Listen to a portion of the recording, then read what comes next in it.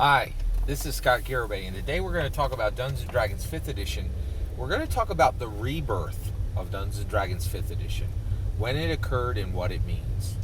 Alright, so let's talk, so why are we going to talk about the rebirth of Dungeons & Dragons? Well, the biggest reason is the new Shang-Chi, Legend of the Ten Rings, and there will be spoilers for Shang-Chi, Legend of the Ten Rings in this. If you're not aware, Shang-Chi, The Legend of the Ten Rings is the brand new Marvel Cinematic Universe movie. It made $71 million this weekend. There's absolutely no clarity if that's a good number or a bad number. I can tell you right now. So one of the things that colors every single thing we say about Dungeons & Dragons, because it colors every single thing we say about anything today, is the March 2020 hexscape, right? So we now live in the March 2020 hexscape. In March 2020, the world utterly changed. Everyone put a mask on, and we have not seen our old world since. Right? We live in the March 2020, in the 2020 March hexscape. That's where we live now, right? And Dungeons and Dragons in every single thing that exists is deeply, deeply impacted by this. And so, $71 million seems like a good bit of money nowadays, but it's, MCU movies used to drop 200 to 400 million on an opening weekend. So it's just horrifying from that scale, right? And the reason why we keep comparing it is everybody's like, the 2020 March hexscape can't last forever, can it? But increasingly people are thinking, oh, maybe the 2020 March hexscape is here forever, right? But the Shang-Chi is a really big deal, right? And the reason why is not the 2020 March hexscape, but because of Avengers Endgame. So Avengers Endgame was the capstone. It was the end of the Marvel Cinematic Universe, and it was wrapping up 10 years of movies and 25 films in one cohesive package, right? And it was called Endgame for a reason. It was literally the Endgame, right? And basically it was the end of phase 1, 2, and 3 of the Marvel Cinematic Universe. And then going forward, Kevin Feige was saying, this is what we're in now is phase 4. And honestly, once we went into phase 4 immediately coincided with the 2020 hexscape. And there was a lot of questions. And what we've seen before, so here's what we got in the Marvel Cinematic Universe. We got a bunch of shows, right? We got WandaVision, Captain America and the Winter Soldier. We got What If, and I think we got one other show in there that maybe I'm forgetting. Loki, right? So these were all nice. But they were shows, right? Like, it's not called the Marvel small screen universe. It's called the Marvel Cinematic Universe. So nobody cared because people cared, but marginally, because, nobody who was paying attention was like, these are an extension of the Marvel Cinematic Universe, right? Like, these are just small screen shows, and they were small. And nobody really cared at the level we cared about an actual Marvel movie, right? So then we got Black Widow. Nobody cared about that. And the reason why is everybody knew this was it wasn't really a movie, it was a pile of problems, right? Like, it was a movie for a character that was literally dead, right?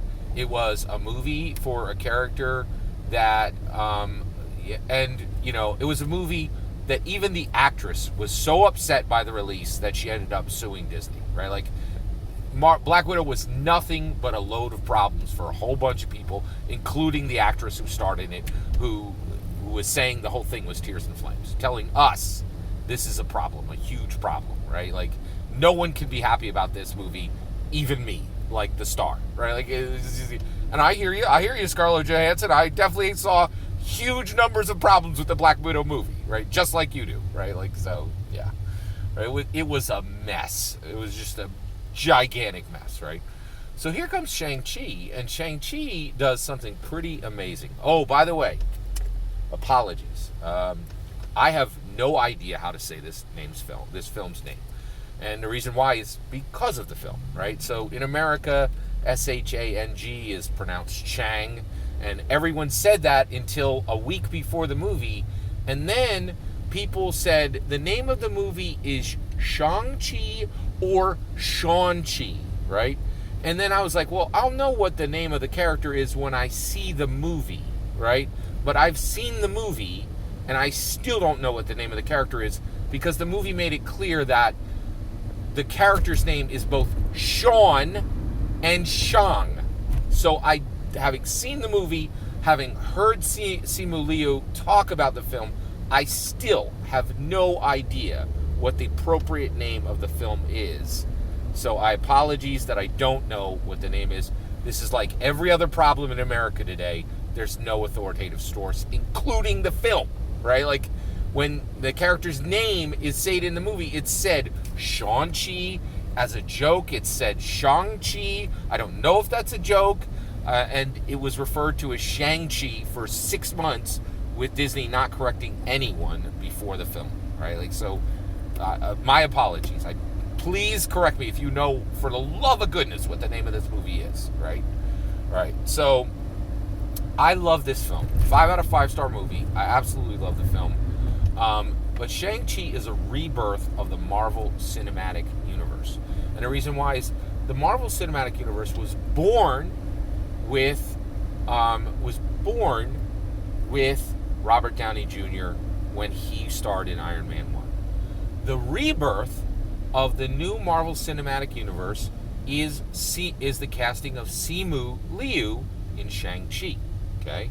So, with that said, we now have the rebirth of the Marvel Cinematic Universe, right? And the reason why is Shang-Chi is the first film. Shang-Chi is the first film that tells me the Marvel Cinematic Universe is not dead, right?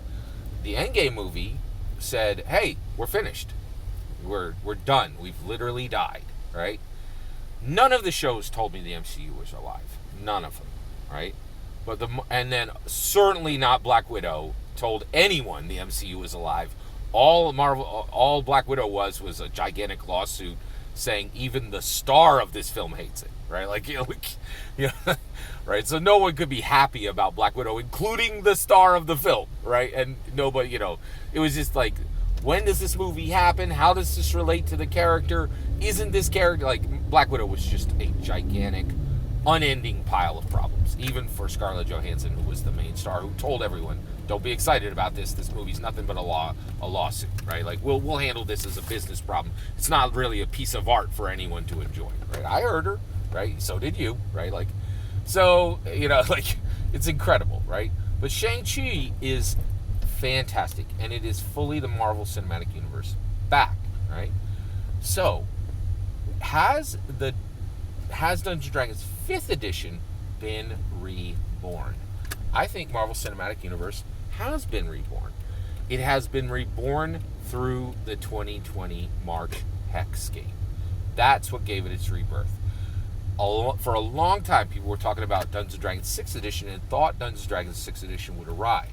We now know 6th edition, we have large amounts of evidence that 6th edition will not arrive for 5 years. And the reason why is it would be crazy in my opinion, for Wizards of the Coast to launch.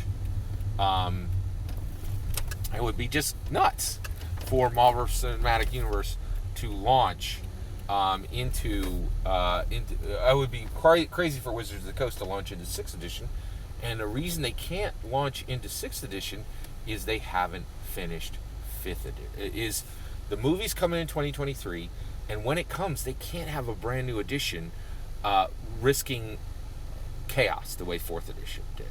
So I think the 2020 March Hexscape has established a rebirth for the 2020 for Dungeons & Dragons 5th edition, saying we will get no less than 5 more years of Dungeons & Dragons 5th edition. That's my opinion. Do you think I'm right? Do you think just like the MCU has been reborn, Dungeons & Dragons 5th edition has had a rebirth through the DND, through the 2020 Hexscape? I'd love to hear your thoughts. Let me know in the comments below. Please consider liking and subscribing, and have a wonderful millennium.